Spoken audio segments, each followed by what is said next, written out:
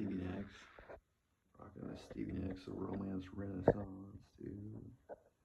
The Buddha stands as the pinnacle of the spiritual into his life and teachings that brought the world into the spiritual realm, not as random, inconsistent phenomena, but through meditation as an attainable conscious state.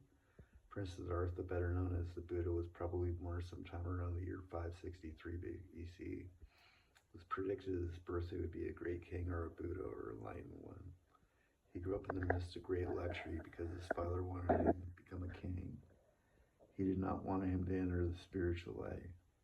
For this reason, the king kept the prince close to the family and the material world. Although the prince married young and lived contentedly within the palace, in his late 20s, Prince Buddha experienced three situations that changed the course of his life.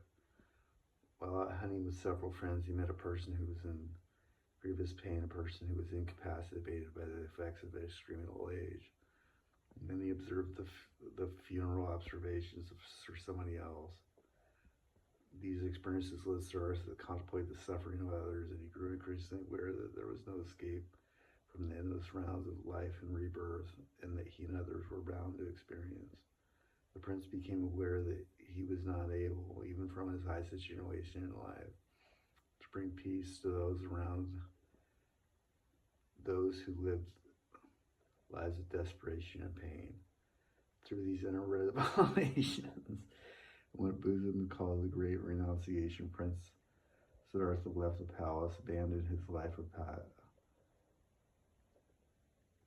and embarked on a life as a seeker of truth.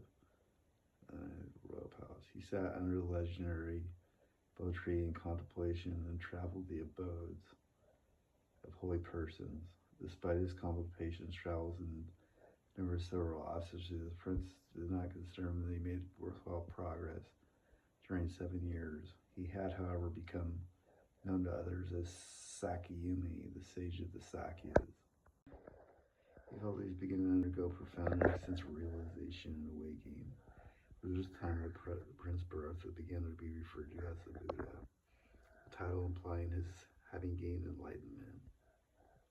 Prince Siddhartha Gautama, the Buddha, is said to have attained nirvana in association with this enlightenment experience. Nirvana is a state in which suffering is limited through the abandonment of desires, which are the cause of suffering. The attainment of nirvana is held to bring release from an otherwise endless succession of reincarnation or rebirth.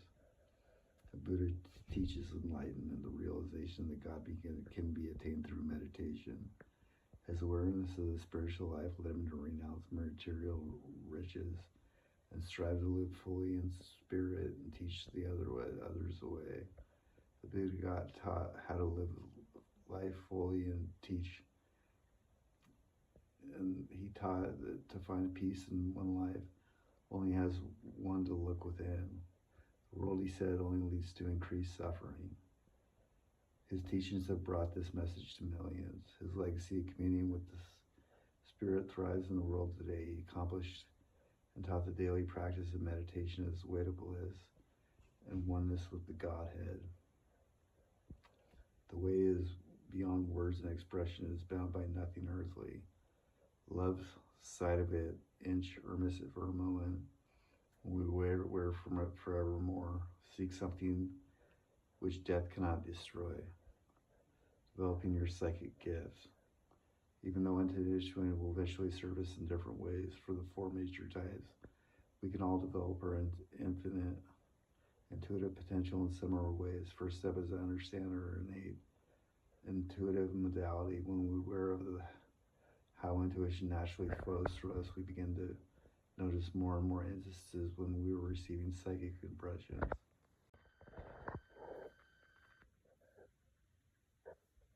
It's my body, dude. Many people are constantly open to it and receiving its psychic impressions. It's important to become aware of when and how we are intuitive so we'll be better able to understand and then make the most of this ability. Also, if we're in a continual receptive state, we will at some point become overwhelmed and burdened with too much energy. We may also begin to have experiences that are confusing and disturbing. In both of these scenarios, we'll eventually shut down, which is not optimal because when we deny or repress our intuition, it manifests and emerges in ways that usually do us and others no good.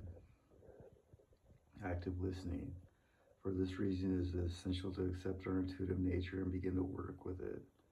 I recommend that people take time each day just to sit and be silent. We seldom feel comfortable with our ability to meditate, so I suggest just being quiet and listening. It can be helpful to begin the quiet time with a few deep breaths. As we inhale and exhale, thoughts and emotions surface. The thinking mind will chatter and carry on. This is perfectly normal. Just keep breathing. Listen for the quiet space underneath the mind's constant activity. In this quiet space, allow whatever happens to happen. Active inner listening is similar to prayer and meditation. Activity listening is a state of alert. I'm going to do 30. It requires self to fuck off. Self doesn't be alert to the inner voice. Our thoughts and emotions tend to grab our attention. Practice listening and then make notes on whatever surfaces. Write down any sensations, thoughts, feelings, smells, or images that surface. Record them. Do not try to make sense of them. When you are finished, put away your notes. The purpose of this practice is to begin your intuitive self to use this time as an outlet. Active inner listening is similar to prayer and meditation. Active listening is a state of calm, alert awareness, to try to self-listen and to be alert to the inner voice.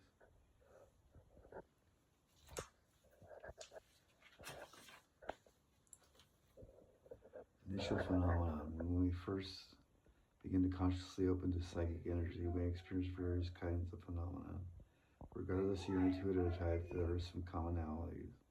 Many people will initially see purple, indigo, or white light. This often indicates the opening of the third eye, which is located in the sixth chakra of the forehead. There may also be a feeling of pressure, random flashes of light, or other images. Psychic seeing can be quite different from our physical sight. Images similar to cartoons, photographs, or random images may appear. Some people will see unfamiliar faces one after the other. If this happens, focus on the breath. Breathe deeply and it will bypass. Our image is an important tool that helps us understand the meaning of what we're experiencing. It is our imagination that works to interpret it and to help us make sense of energy. Through practice, we will begin to understand the patterns in our inner symbology.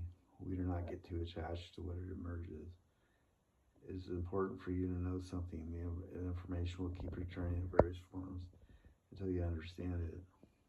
Often there will be no obvious sensations or feelings at the onset of intuitive development. The mind may wander and drift. We think about what to make for dinner. We get bored and discouraged. This is normal and eventually gives way to stronger inner currents. We may also resist opening to what we do not understand.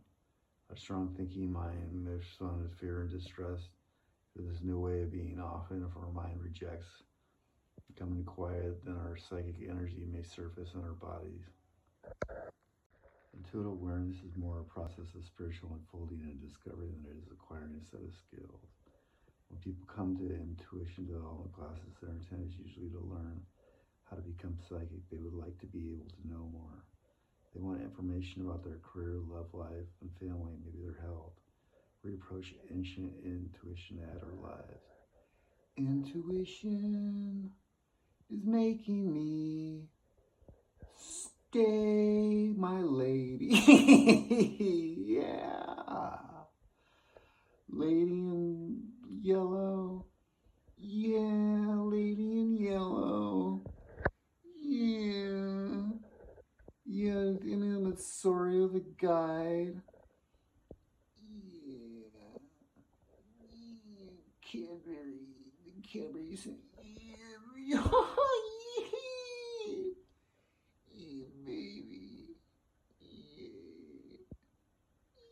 Cadbury.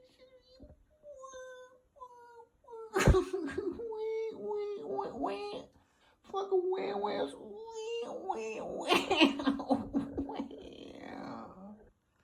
And stop getting into mission development classes. I used to begin with exercise that very quickly showed people how psychic they really were. I didn't exactly trick them, but I would bypass their logical minds access their intuitive knowing before they knew what they were doing.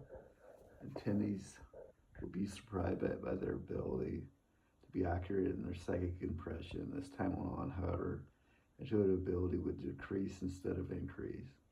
What I've come to realize is that our intuitive ability is lacking, rather it is limited, self-understanding, and lack of spiritual identity. It keeps us from accessing our true nature. Like the fig from the forest, the one that's always throwing parsley at you. Yeah, that guy, the fig from the forest is always throwing parsley at you. Yeah, man, that's the best, dude. Getting dust in the wind, dude. Just trying to take on your travails, dude. Just traveling Riverside Blues. Yeah.